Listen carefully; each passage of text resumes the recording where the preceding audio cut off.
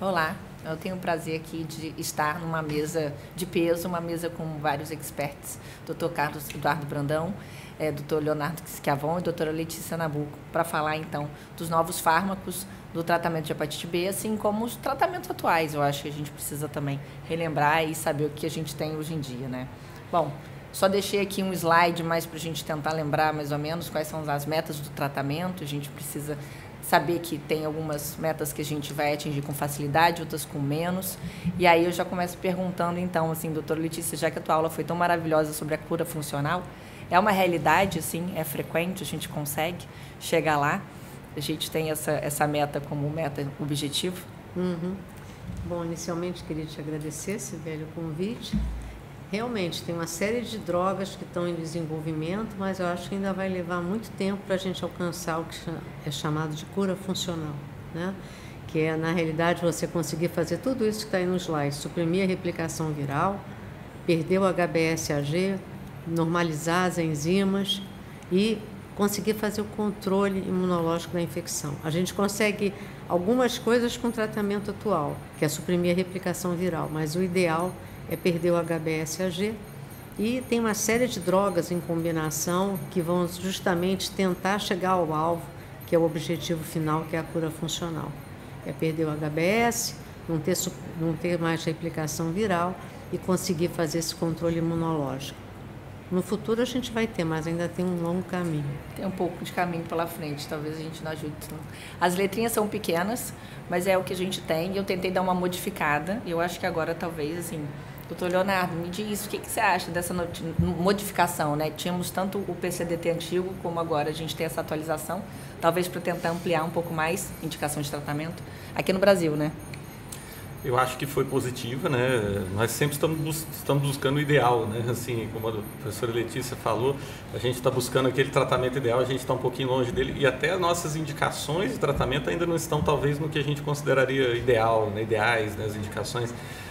O médico, pelo menos, eu acho que eu falo por nós aqui, 4 da mesa, a gente sempre gosta de ter as opções e decidir de acordo com o perfil do paciente, sem precisar ficar muito amarrado, né?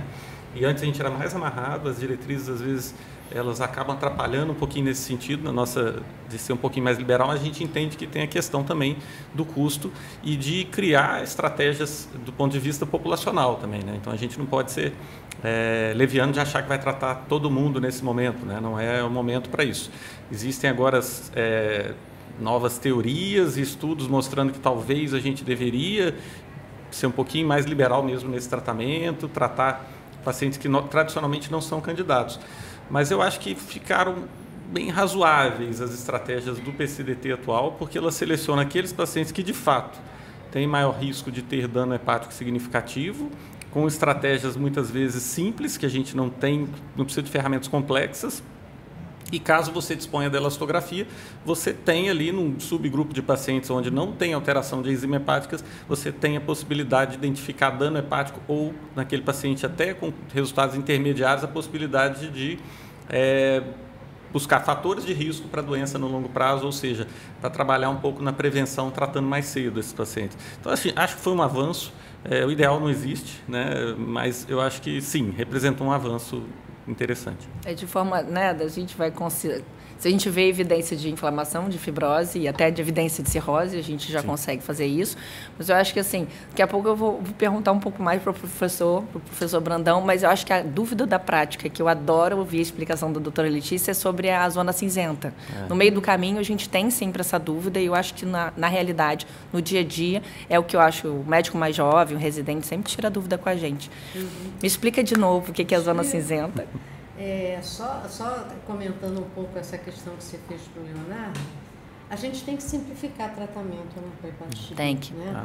São muitas regras. O comentou ontem, né? HIV você só tratava lá no início dos anos, quando tivesse uma linfopenia acentuada. Mesma coisa para hepatite B. A gente tem que simplificar para tentar eliminar a infecção. Então, eu ainda acho que esse PCDT podia ser mais fácil, mais simplificado.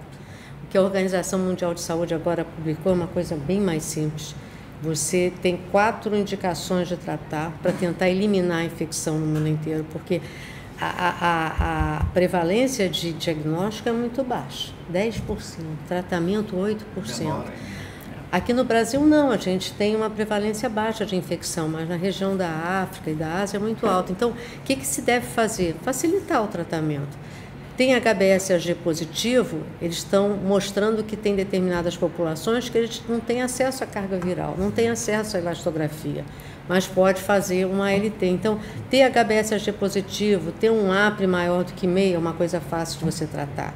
Né?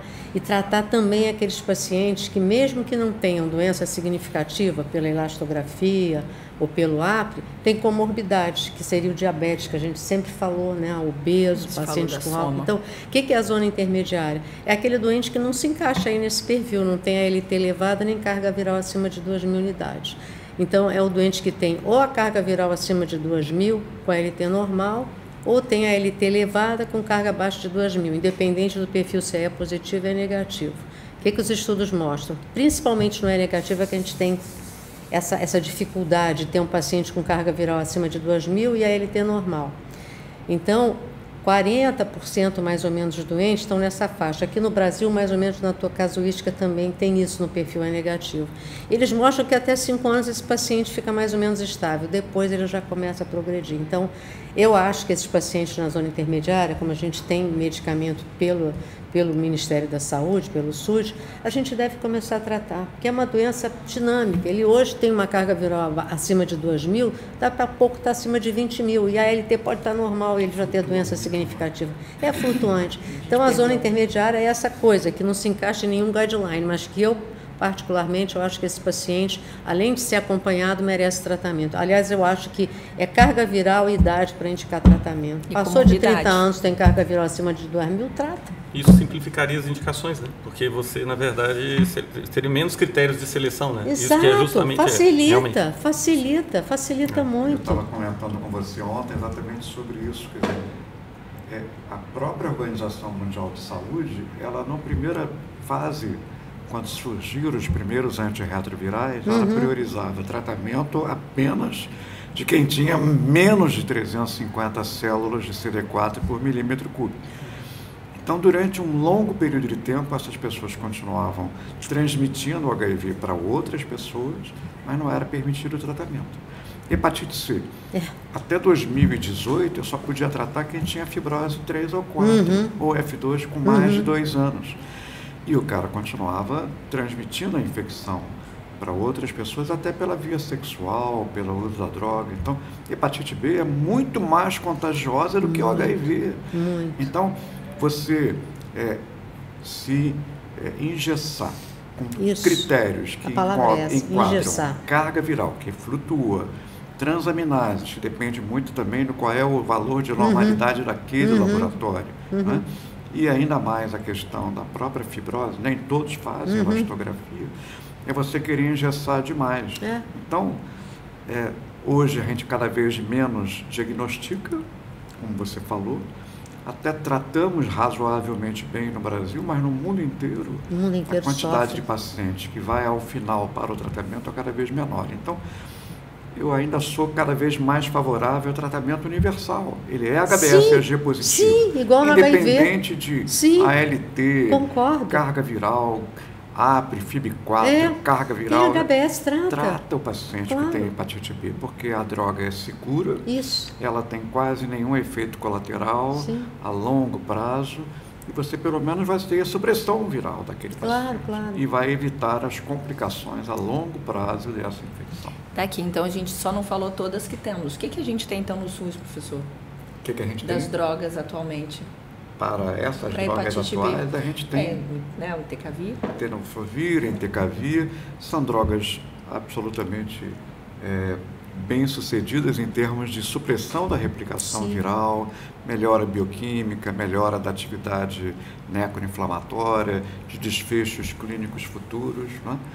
Eu estava conversando agora com o Leonardo, com a própria Letícia, um trabalho feito em conjunto entre a Unirio, junto com a Escola Paulista. A gente acompanhou 120 pacientes com hepatite crônica B tratados com tenofovir e acompanhamos durante 10 anos para ver exatamente nefrotoxicidade desses pacientes. Tínhamos um grupo controle de pacientes que eram portadores inativos que não tinham indicação de tratar. O que a gente viu ao longo de 10 anos desses pacientes? Qual a perda da função renal? Bom, eles saíram de um clearance de 90 antes para um clearance de 82 ml por minuto ao final de 10 anos. Né? E quem são aqueles que pioraram um pouquinho mais a sua disfunção renal?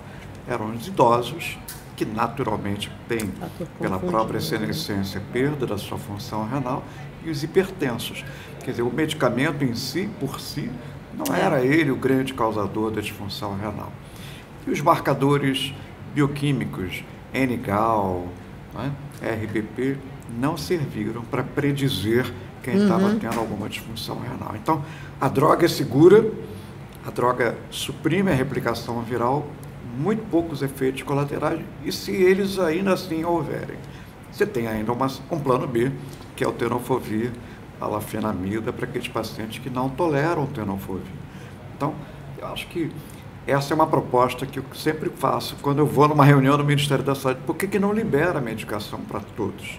Sim. Enquanto eles ficam sem tratamento, eles continuam se relacionando, contaminando as suas parceiras, os seus parceiros, e assim por diante. Eu acho que, com relação a essa questão do tratamento universal, só fazendo aqui um contraponto.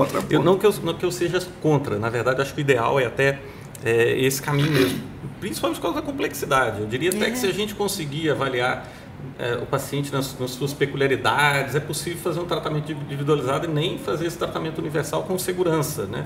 Mas o problema é justamente isso, a complexidade desse PCDT, ele melhorou em relação ao que era em termos de a gente poder tratar mais gente, mas ele é muito complexo. Isso realmente querer tratar de forma ampla usando é muito ruim.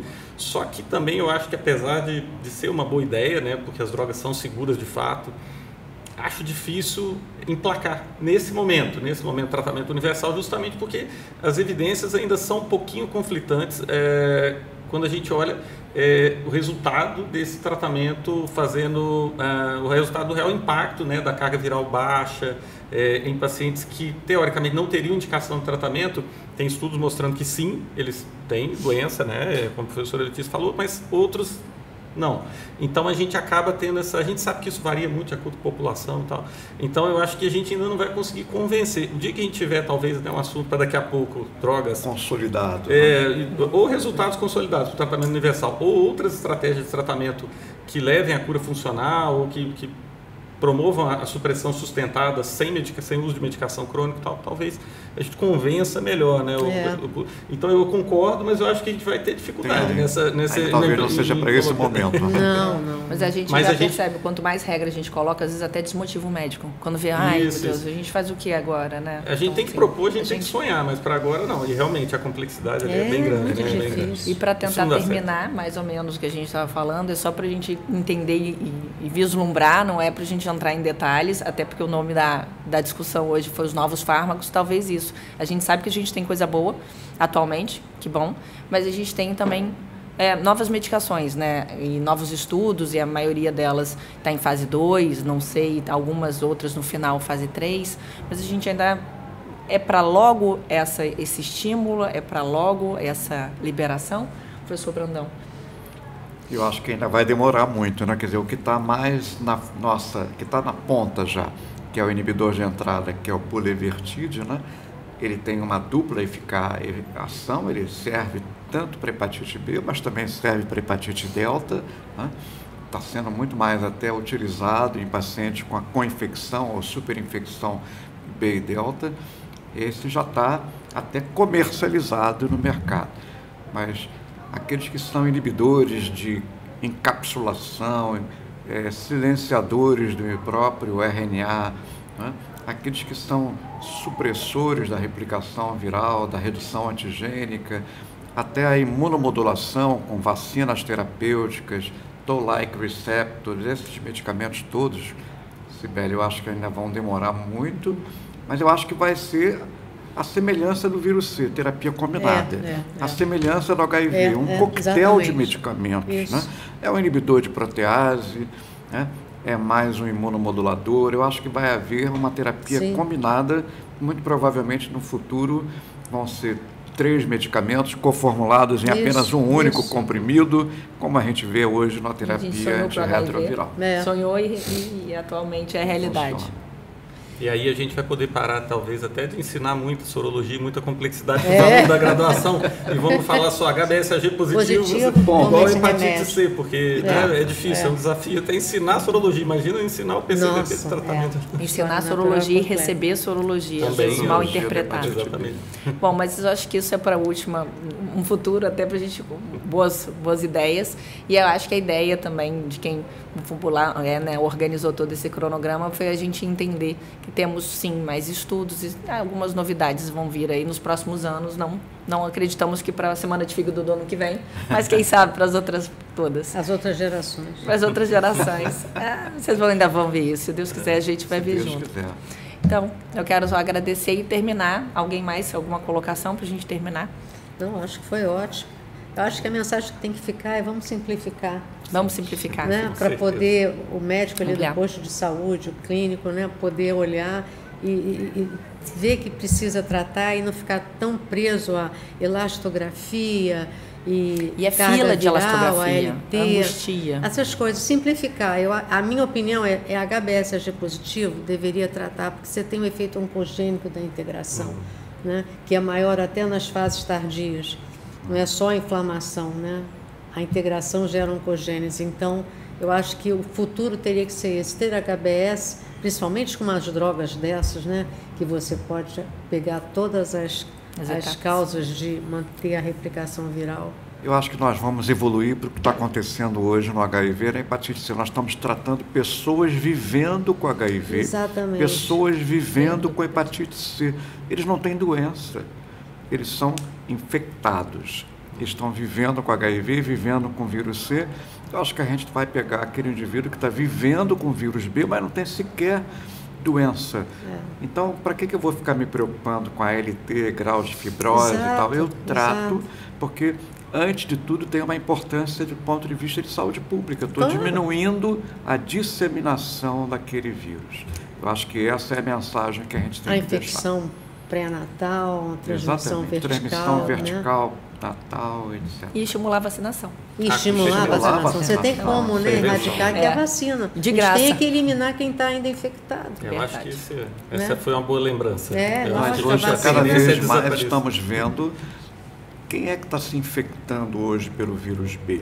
A população de risco, homem que faz sexo com homem, usuários de drogas ilícitas, profissionais de sexo e idosos. Os idosos que não tomaram a vacina lá no início dos anos 80, 90, né, pela própria facilidade de acesso às drogas para disfunção eréctil, estão começando a se estimular e se relacionar e estão se contaminando pelo vírus B. Sim. Então, a população da terceira idade está tendo hepatite B. E por quê? Porque não foram vacinados, não tomaram nenhum tipo de imunização lá nos anos 80, nos anos 90, quando saíram as primeiras vacinas. Boa lembrança. Uma boa lembrança. E a gente tem a responsabilidade de lembrar de vacinar. Vacina para todos. Vacina para todos. Então, tchau. Terminamos.